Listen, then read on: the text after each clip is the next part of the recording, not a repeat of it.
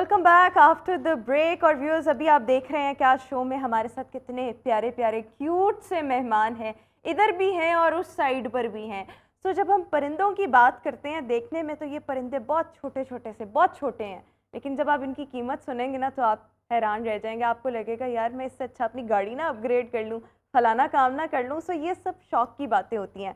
सो जब हम परिंदों की अफजाइश नस्ल की बात करते हैं, so basically it's a business जो कि बहुत ज़्यादा एक्सपैंड होता जा रहा है, जिसमें आपकी इन्वेस्टमेंट बहुत थोड़ी होती है लेकिन मुनाफा बहुत ज़्यादा होता है। और आज हम इसी पर बात करेंगे कि अगर आप ये बिज़नेस स्टार्ट करना चाहते हैं या इन छोटे छोटे परिंदों को अपना मेहमान बनाना चाहते हैं, सो इसके लिए आपको क्या करने की ज़रूरत है। और हमारे साथ इस वक्त शो में मौजूद हैं बर्ड्स एक्सपर्ट अवैस इलियास साहब। अवैस साहब, thank you so much for joining us on our show. So सबसे पहले, किसी ने भी अगर परिंदों का कारोबार करना है तो कितनी इन्वेस्टमेंट से कर सकता है, कितनी जगह की इसके लिए ज़रूरत होती है? सबसे पहले तो thank you for inviting me on your show. And second thing is, इसको आप स्टार्ट कर सकते हैं 10,000 रुपये से लेके, मैं कहूँगा कि 10 लाख 10 करोड़ तक।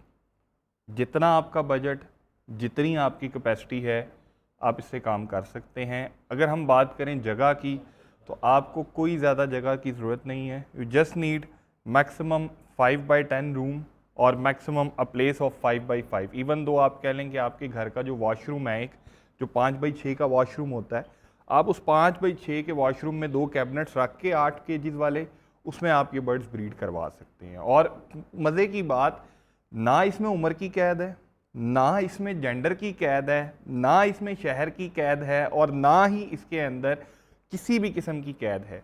एक स्टूडेंट, एक टीचर, एक रिटायर्ड पर्सन, एक शहर में, एक गांव में, एक देहात में, एक कस्बे में, कहीं पे भी बैठ के कोई भी शख्स जो कि बर्ड लवर है, the basic main criteria is it's not all about money. First, ये आपका शौक है। जो बर्ड लवर है वो कर सकता है। शौक तो है ही है जी, इस तरह से चीजें रखना ना, ये आपके डिप्रेशन को भी दूर करता है। बिल्कुल जी। आपका इतना अच्छा टाइम गुजर जाता है, घर में आपके जानवर हों, पेट्स हों, परिंदे हों, आपका वक्त बहुत अच्छा गुजरेगा। आपको इधर उधर के झंझटों से मतलब वहाँ पे डलने से बेहतर है कि आप इस तरह के बर्ड्स रखें और इनके आप काम करें, इनके साथ अपना वक्त गुजारें। आपको पता ही नहीं लगेगा, आपके पास एक फुल टाइम एक्टिविटी आ जाएगी और आप एक्चुअली में इसको एंजॉय कर रहे होंगे। सो अच्छा, आपने बता तो दिया कि बहुत छोटी सी स्पेस से भी आप ये काम शुरू कर सकते हैं और आपका 10,000 से भी हो सकता है, और फिर आपने जितना बढ़ाना है 2 लाख, 2 मिलियन, 2 करोड़ तक भी ये जा सकता है। एक बर्ड के पीछे कितना मुनाफा मिल जाता है? देखें जी, मैं सबसे पहली बात तो ये कहूँगा कि हमें अक्सर ना ये वीडियोस देखने को मिलती हैं, फ़लाँ ने इतने लाख लगाया और इतने लाख कमा लिया, 4 लाख लगाएं और 16 लाख कमाएं। मैं इसकी एक तरदीद करूँगा और ओपनली करूँगा कि प्लीज़, मुनाफा डिपेंड करता है आपकी स्ट्रगल और आपके एक्सपीरियंस और आपकी बर्ड कीपिंग पे। यही बर्ड अगर मैं आपको दे दूं तो हो सकता है आप शायद इससे 10,000 भी ना कमा पाएं, लेकिन यही बर्ड अगर मैं रख रहा हूं तो हो सकता है कि मैं इससे 10 लाख रुपए निकाल लूं। बेसिक डिफरेंस कहां पे आएगा? डिफरेंस आएगा हमारी बर्ड कीपिंग पे, कि हम बर्ड को संभालते किस तरह है, रखते कितना है, हमें उसकी नॉलेज कितनी है, और मोर ओवर हमने उसमें प्रीवियसली कितने लॉसेस बर्दाश्त किए हैं। अगर मैं आज 10 लाख रुपए कमा रहा हूं तो वो ओवर द नाइट नहीं है, रातों रात मैं 10 लाख नहीं कमा रहा। मैंने इसके पीछे 4 साल 5 साल अपना टाइम ज़ाया किया, और उस 10 लाख के पीछे मैंने पता नहीं कितने लाख पहले इनिशियली ज़ाया किए, पहले कितने इनिशियली नुकसान किए। हो सकता है मैंने 40 लाख का पहले नुकसान किया हो और लेटर ऑन अब आके मैं 10 लाख रुपए मंथली जो है ना वो कमाना शुरू किया हो। तो लोग वो 10 लाख तो देख लेते हैं कि ये 10 लाख रुपए कमा रहा है, लेकिन उसके पीछे जो उसने 50 लाख रुपए का नुकसान किया हुआ है, nobody is ready to bother that। कोई भी कारोबार हो, किसी भी किस्म का कारोबार हो, उसको चलाने के लिए कंसिस्टेंसी प्लस आपका अगर कोई लॉस हो जाए तो आपको सब्र आना चाहिए, आपको सब्र करना पड़ता है अगर आपने इसमें कुछ ना कुछ करना है तो। सो ये चीज़ें हैं। अच्छा, मुझे तो ये इतने क्यूट लग रहे हैं, मैं इनको कह रही थी कि इनमें से ना मुझे बताएं कि मैं ये वाले अगर रखना चाहूँ तो ये एक्चुअली में बड़े क्यूट लग रहे हैं। इनका नाम क्या है? ये जावा स्पैरो है। ये जावा स्पैरो है जी। ये इतनी क्यूट लग रही है कि मेरा दिल कर रहा है कि मैं भी रख लूँ। इन्होंने कहा ये आप रख नहीं सकती, बहुत सेंसिटिव बर्ड है, लेकिन मुझे ऐसे लग रहा है मुझे इस चैलेंज को इसको एज अ चैलेंज लेना चाहिए कि हाँ मैं रख सकती हूँ, बिकॉज ये लग बहुत क्यूट रहे हैं। बाकी सब भी अच्छे हैं लेकिन मुझे ये वाले जो है ना वो ज़्यादा अपील कर रहे हैं, मतलब ग्रे कलर और इनकी जो आगे बीक्स हैं वो रेड कलर की हैं, so it's actually looking very cute, very beautiful. अच्छा, ये परिंदे हैं, इनकी जान का नहीं आपको पता होता, और मेरे ख्याल में आप इस परिंदे की बात करें, हर परिंदा सेंसिटिव होता है अपने हिसाब से। अगर कोई परिंदा मर जाता है तो फिर उसका नुकसान आप कैसे पूरा करते हैं? और फिर उस पर सबसे पहले तो आपके सेंटिमेंट्स क्योंकि अटैच होते हैं, कितना दुख होता है। देखें जी, पहली चीज़ तो ये होती है कि आपने एक बर्ड अब लेट्स अज्यूम ये बर्ड है, तो ये मैंने फ़ौरन ख़रीदते ही इसको ब्रीड नहीं करवाना शुरू कर देना है, इससे मुनाफा नहीं लेना। मैंने बर्ड ख़रीदा आज, मैंने 1 साल इस बर्ड को संभालना है, इसकी कीपिंग करनी है, इसको डाइट देनी है, 1 साल इस बच्चे को रेज़ करना है, और 1 साल बाद जाके मैंने इसको ब्रीड पे लगाना है। अब वो पूरा ईयर जो आपने मेहनत की होती है उसका फल आपको साल के बाद मिलना होता है। तो जब बिल्कुल थोड़ा सा पहले जाके आपका वो इस तरह का हादसा हो जाता है, तो आप समझ सकती हैं कि बंदा कितना ज़्यादा जो है क्या ये ऐसा ही होता है कि अपना कोई बिछड़ जाए तो आपको तकलीफ होती है? मैं कहता हूँ कि वो बहुत ज़्यादा आपको, मतलब फाइनेंशियल लॉस तो अपार्ट फ्रॉम एक एवरीथिंग एक अलग चीज़ है, बट द थिंग इज़ कि जो आपकी उसके साथ एक अटैचमेंट बन जाती है, पूरा साल उसको रखना, ब्रीड करवाना, करना, और वो सारे मामलात, और आपको एक होप होती है यार कि अगर लेट्स अज्यूम मैंने आज 10,000 रुपये लगाया है तो मुझे उम्मीद है कि यार मैं साल बाद जाके इसमें से 40-50 हज़ार रुपये अर्न करूंगा। तो वो 10,000 वो प्लस जो आपकी देखें, जो आप एक फिजिकल मेहनत कर रहे हैं, जो फिजिकल अपना टाइम उसको दे रहे हैं, उसका तो निमल बदल ही कोई नहीं है ना। उसको तो देखें कोई शख्स, उसको तो वो तो वक्त गुजरा वक्त तो वापस आना ही नहीं है। लॉस कैसे पूरा होता है? लॉस इसी तरह है जी, देखें लॉस तब आपका पूरा होगा कि अगर if you do not put all eggs in the same bucket, if you have different birds. For example हम बात करते हैं, हमारे पास स्टूडियो में इस वक्त ये बजरीगर भी मौजूद है, पर्सनाटस भी मौजूद है, जावा भी मौजूद है। अब अगर मैं सिर्फ वो बर्ड ले लूंगा और मेरा वो एक्सपायर हो जाएगा, so I don't have any other option to recover my loss. But if I will invest on different mutations or different species, then अगर मेरा एक बर्ड एक्सपायर हो भी जाता, I have other options to recover my loss।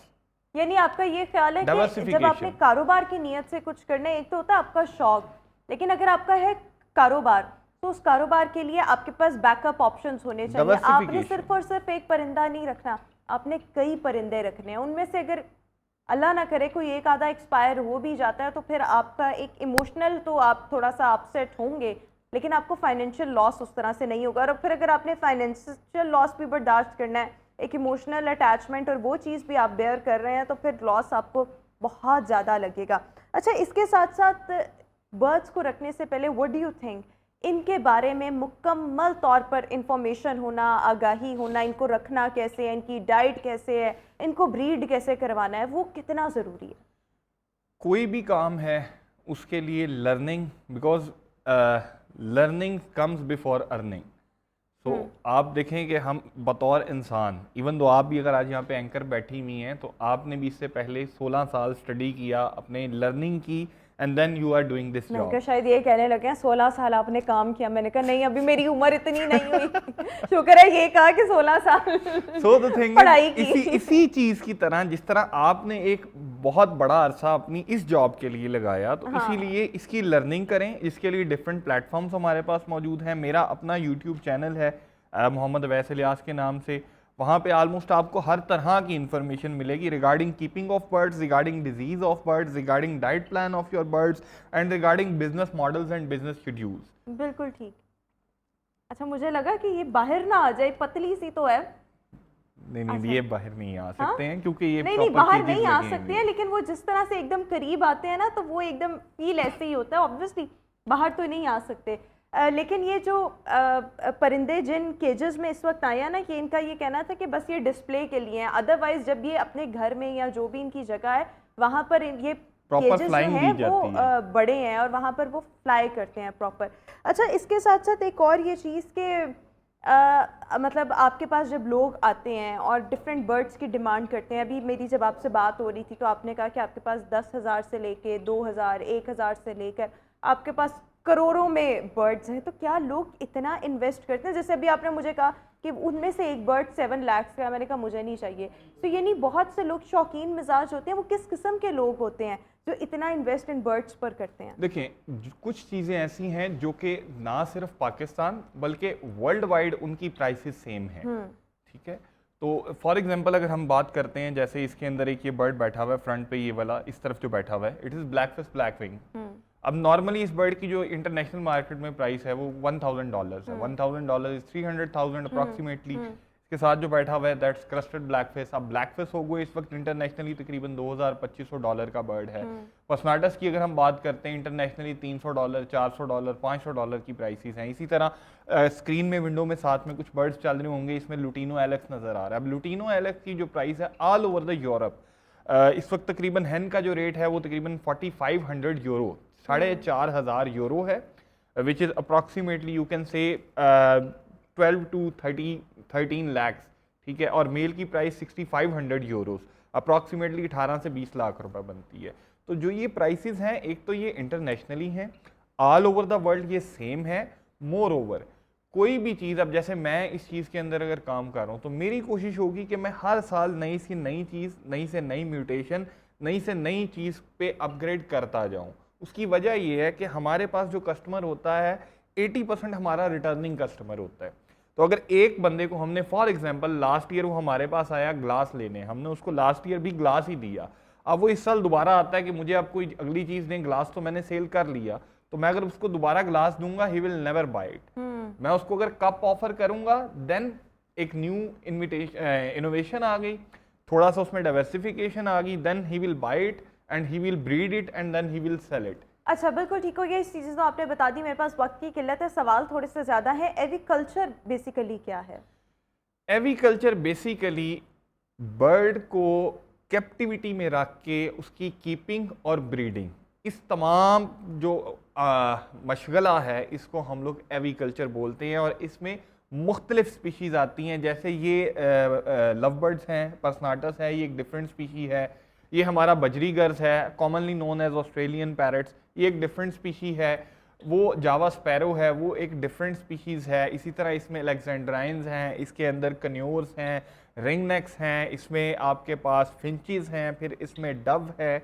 इसमें मुख्तलिफ mutations हैं, मुख्तलिफ स्पीशीज़ हैं। इन तमाम स्पीशीज़ की कीपिंग और ब्रीडिंग कैप्टिविटी में, इस तमाम जो अमल है इसको एविकल्चर कहा जाता है। और ये ऑल ओवर द वर्ल्ड बहुत बड़े पैमाने पे हो रही है। और अल्हम्दुलिल्लाह ताला past few years, you can say past 5 years from onwards from COVID-19, Pakistan में इस इंडस्ट्री को बहुत ज़्यादा बूम मिला है और बहुत ज़्यादा लोग जो हैं इसके अंदर अच्छा, कन्वर्ट एक और चीज़ मैं आपसे ये जानना चाहूँगी कि जब आपने इस कारोबार को स्टार्ट किया, आपने कहा 4-5 साल हो गए हैं मेरी, अभी अगर मैं कमा रहा हूँ तो मुझे इसके पीछे मेरी बड़ी स्ट्रगल है।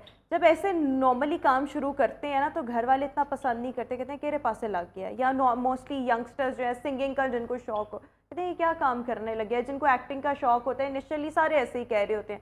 इसी तरह बर्ड्स रखना या इनका शौक होना, इनसे कारोबार करना लोग पसंद नहीं करते, फैमिली सपोर्ट नहीं करती।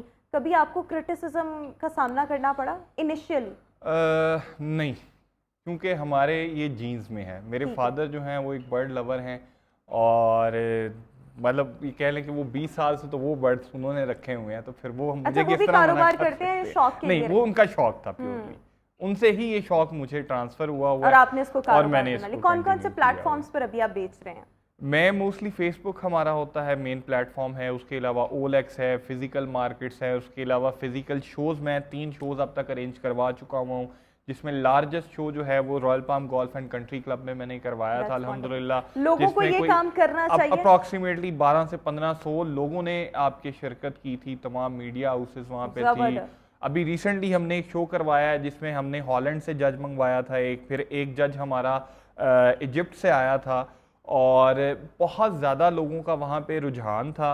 और आप इस शायद जान के हैरान हो जाएंगी कि हमारे ब्यूरोक्रेट्स, हमारे बहुत you can say upper class के जो लोग हैं वो लोग भी इस काम में, इंडस्ट्रियलिस्ट और फार्मर्स जो हैं इस काम के अंदर इस वक्त जो हैं इन्वॉल्व हैं। वंडरफुल। बस क्विकली आपसे ये जानना चाहूँगी, आखिरी चंद सेकंड्स रह गए हैं, लोगों को इस कारोबार की तरफ आना चाहिए, लड़कियाँ आ सकती हैं क्या?